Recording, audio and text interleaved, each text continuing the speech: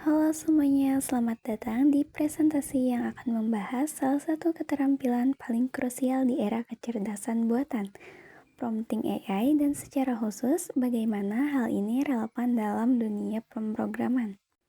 Saya Luna Maya, dan hari ini saya akan mengajak Anda menjelajahi bagaimana kita bisa berkomunikasi secara efektif dengan AI untuk mendapatkan hasil yang kita inginkan. Baik, mari kita mulai dari dasar. Apa sebenarnya itu prompting AI? Prompting AI adalah seni memberikan ilustrasi atau masukan yang tepat kepada model AI agar ia bisa menghasilkan respons yang sesuai dengan kebutuhan kita. Bayangkan, AI Genafit seperti ChatGPT atau Midjourney yang bisa membantu kita menulis teks, menghasilkan gambar, atau bahkan membuat kode. Kualitas hasil yang mereka berikan itu sangat bergantung pada seberapa baik prompt kita dirancang. Lalu, mengapa keterampilan prompting AI ini sangat penting? Ada 3 alasan utama. Pertama, meningkatkan efisiensi. Dengan prompting yang baik, Anda bisa mendapatkan jawaban atau output yang lebih akurat dan tepat sasaran, tanpa perlu banyak revisi. Kedua, menghemat waktu. Daripada mencoba berbagai input secara acak, memahami cara menulis prompt yang efektif akan sangat menghemat waktu Anda dalam menyelesaikan pekerjaan. Dan ketiga, mendapatkan hasil yang lebih baik. AI bekerja dengan memperbaiki output berdasarkan input yang kita berikan. Jadi, semakin baik input yang Anda berikan, tentu akan semakin berkualitas pula hasil yang akan AI hasilkan untuk Anda. Untuk memberikan gambaran yang lebih jelas, mari kita lihat beberapa contoh penggunaan prompting AI dalam berbagai skenario.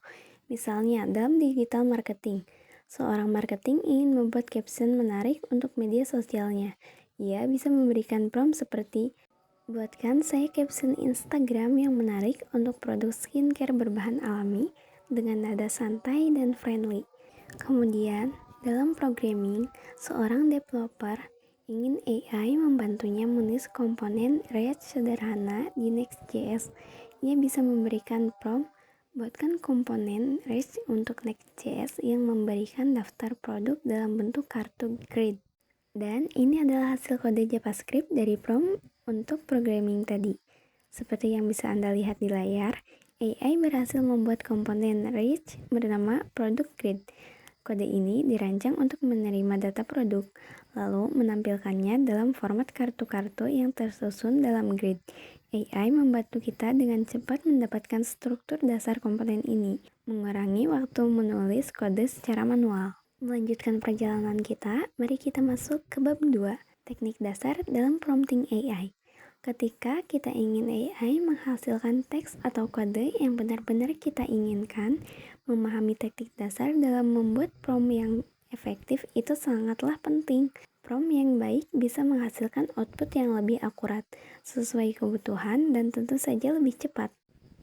Di bab ini, kita akan membahas berbagai jenis prompt, bagaimana menyusun struktur prompt yang efektif, dan cara mengoptimalkan hasil dengan terus berinteraksi dan melakukan refinement.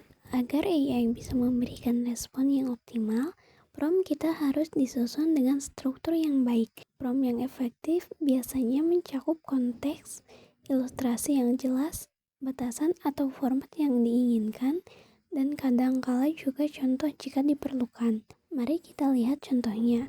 Untuk digital marketing, prompt yang efektif bisa berupa tulis caption Instagram untuk produk skincare berbahan alami, gunakan gaya bahasa santai dan ajak audiens berinteraksi. Panjang maksimal 120 karakter.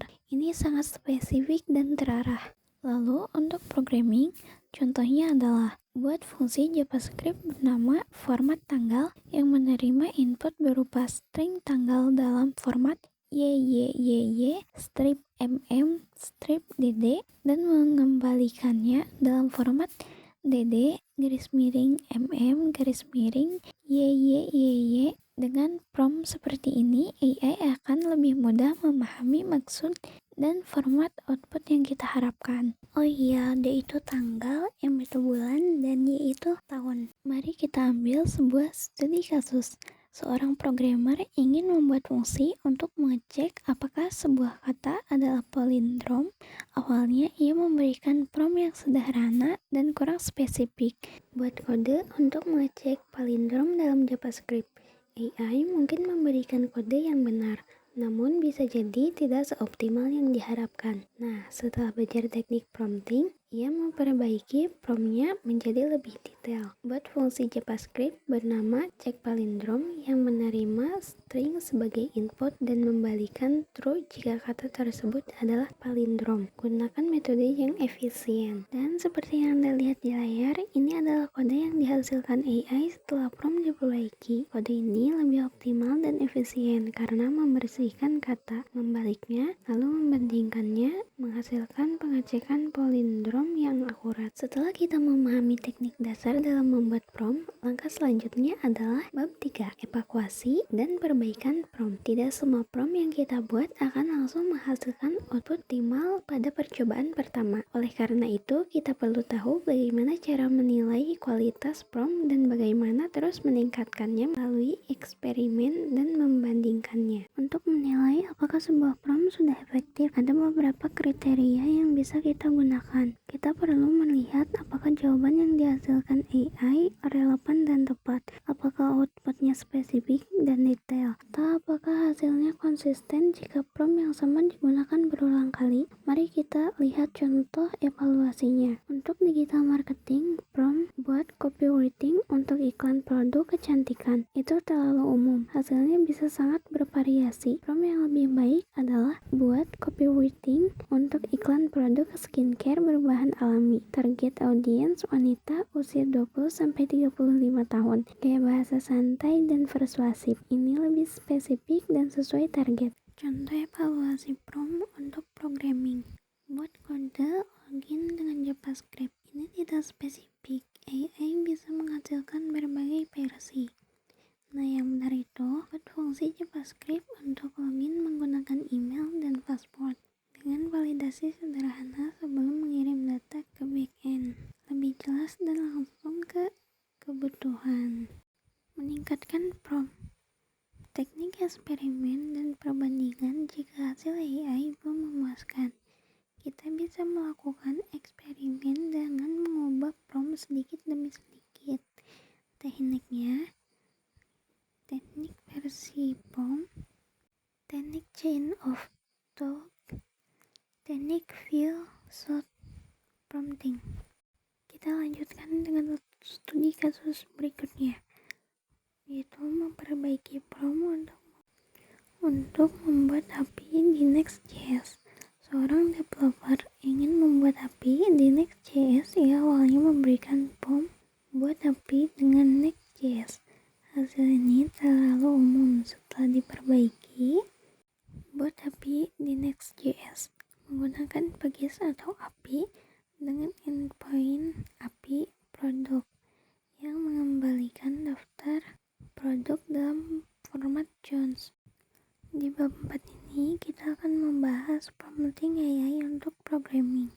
AI dapat menjadi asisten yang sangat berguna bagi programmer, mulai dari menulis kode, membantu dubbing, sehingga memberikan rekomendasi optimasi. Dengan pemahaman yang baik tentang prompting, kita bisa memanfaatkan AI untuk meningkatkan produktivitas dalam pengembangan aplikasi menggunakan JavaScript dan Next.js. Bagian pertama, kita akan melihat bagaimana AI bisa membantu menulis kode JavaScript. Saat menulis kode, kita sering membutuhkan bantuan alam menghasilkan fungsi atau snippet sesuai dengan kebutuhan kita. Dengan prompting yang efektif, AI bisa menghasilkan kode yang relevan dan efektif. Ada elemen penting dalam prompt untuk kode JavaScript, yaitu konteks. Menjelaskan apa yang ingin Anda lakukan. Sebagai contoh, Anda memberikan prompt yang terlalu umum seperti buat fungsi JavaScript untuk menghitung diskon. Namun, jika Anda memberikan prompt yang spesifik seperti buat fungsi JavaScript ES6 bernama kalkulasi diskon yang menerima harga awal dan mempresentase diskon sebagai parameter. Kembalikan harga setelah memberikan kode yang lebih tepat seperti yang Anda lihat di layar. Kedua, computing AI untuk debugging dan optimasi kode. AI juga bisa membantu menemukan kesalahan dalam kode dan memberikan rekomendasi perbaikan. Prompt untuk debugging kode JavaScript. Jika ada error dalam kode, kita bisa meminta AI untuk mengevaluasi dan memberikan solusi. Perbaiki kode berikut. Itu tidak jelas. Yang benar itu, perbaiki error dalam kode JavaScript berikut yang menghasilkan indefinite pada output. Dan seperti yang terlihat di layar, AI dapat menganalisis kode get user name dan menyarankan perbaikan. Yang ketiga, membangun komponen Next.js dengan bantuan AI. Next.js adalah framework React yang populer untuk mengembangkan aplikasi web. Dengan AI, kita bisa mempercepat pembuatan komponen dan halaman. Prompt untuk membuat komponen Next.js. Buat komponen rich itu terlalu luas. Yang benar, buat komponen Next.js bernama product card yang menerima title, bridge, dan image URL sebagai tampilkan dalam card sederhana. AI akan menghasilkan kode komponen Next.js seperti yang Anda lihat di layar. Mari kita lihat studi kasus terakhir dalam pemrograman. Membantu membangun API dengan AI. Seorang developer sedang membangun API sederhana untuk mengelola daftar tugas to-do list. Buat API untuk to-do list terlalu umum. Yang benar, buat API sederhana menggunakan Next.js API Protest untuk mengelola to-do list.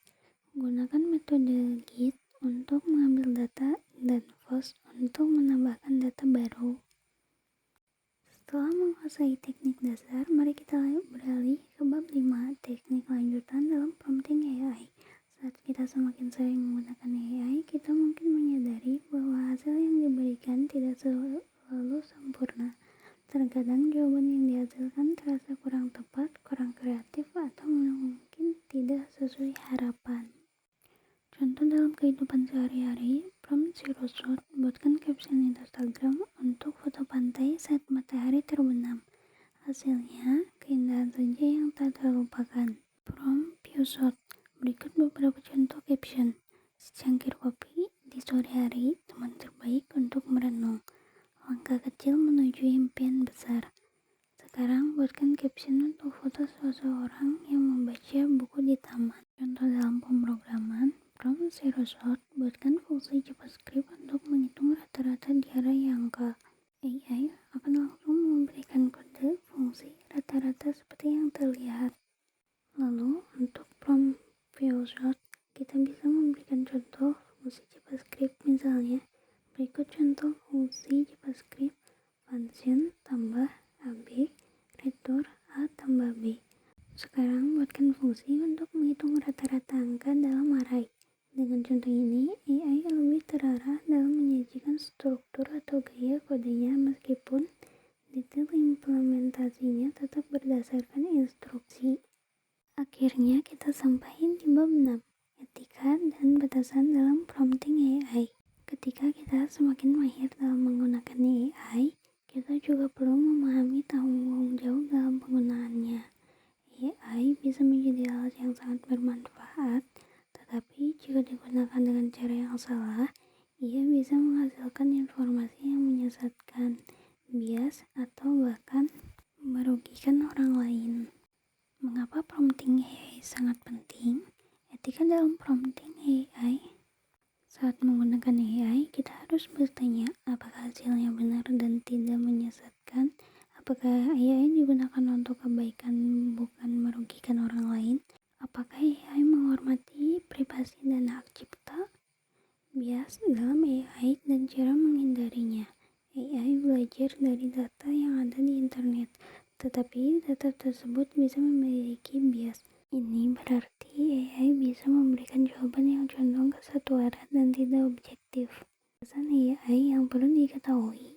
Meskipun AI sangat canggih, ia bukan manusia dan memiliki keterbatasan. AI tidak selalu benar. AI bisa memberikan jawaban yang salah atau kurang akurat, terutama untuk informasi terbaru. Terima kasih banyak atas perhatian Anda. Semoga presentasi ini bermanfaat dan menginspirasi. Sampai jumpa.